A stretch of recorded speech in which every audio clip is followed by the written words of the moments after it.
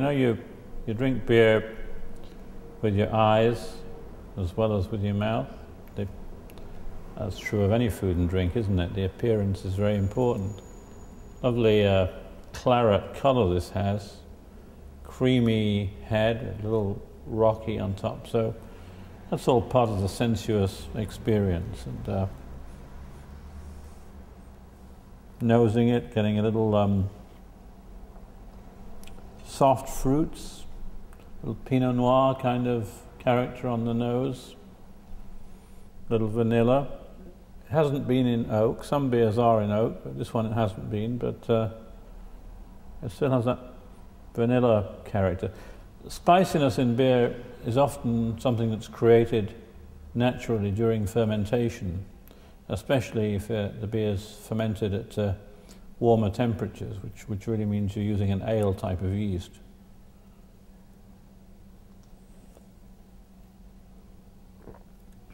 Got a lot of texture to it.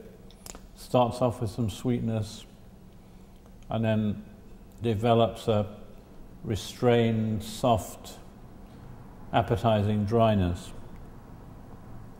Pale malt in there, which will give you a sort of cookie-like malt background. There's dark crystal malt, which will give you a more nutty, more luscious flavour. Maybe a little of the finishing dryness coming from the dark crystal malt. It's been kilned to give you that sort of slightly treacle toffee flavour, sweet and sort of a little burnt too. The hops. The hops are Willamette hops from the Willamette Valley of Oregon. This is one of those cases where the variety of hop just simply takes the name of the region where it's grown. And, Willamette hops are related, they were evolved from Fuggles hops, which is an English variety grown in the county of Kent, and Fuggles hops named after Farmer Fuggle, who first identified the variety. Fuggles hops have a sort of soft, gentle bitterness, so some of the bitterness could come from the Fuggles hops too. But in addition to hops, there is also orange peel in the brew kettle. And to me, this is not giving a really hugely citric character, but it's just that bit of sort of moreish bitterness that you get from orange peel. 2 yeasts are used. A lager yeast, which gives you a clean character, and an ale yeast that gives you that more fruity characteristic. So if Chuck were making this beer entirely with an ale yeast, it would be fruitier and spicier. He's decided that he wants to have those characteristics, but not to let them dominate. So he's using a lager yeast for that sort of clean, round background, and then an ale yeast to punch in a little bit of spiciness and a little bit of fruitiness. As this sits here, warms up a little bit, it's going to yield up more of those complex aromas and flavors.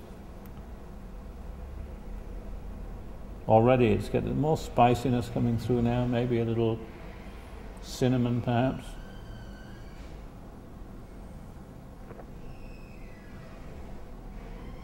More length, by which anyone who loves wine knows what I mean by length.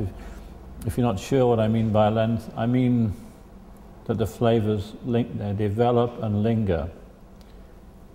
They don't just go away. But this beer this is a very food-friendly beer. It's that interplay, a really teasing interplay of sweetness and slight bitterness. I could imagine this going with maybe a dish that's made with fairly sweet meat like pork.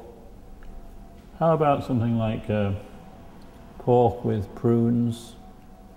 And shall we put a splash of bourbon in there too? How do you fancy that? And this could go with a dessert if the dessert were really quite a bit of black chocolate.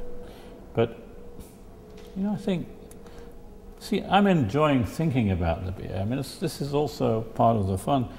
There's nothing to think about in a bland beer, but this beer is giving me a lot to think about.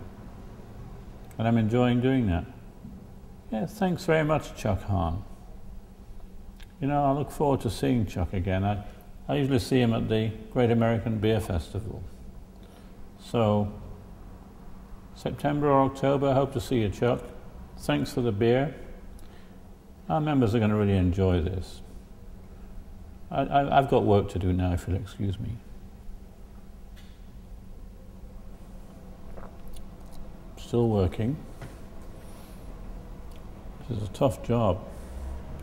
It's going to take a while working on this one.